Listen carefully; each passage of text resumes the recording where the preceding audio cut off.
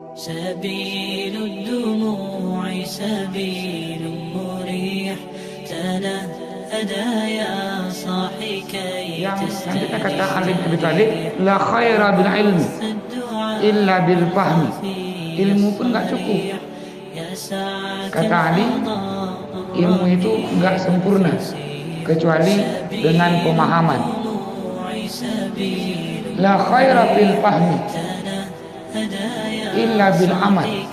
Ilmu punya, pemahaman cukup, yang paling pokok lagi adalah mengamalkan ilmu yang sudah dimiliki.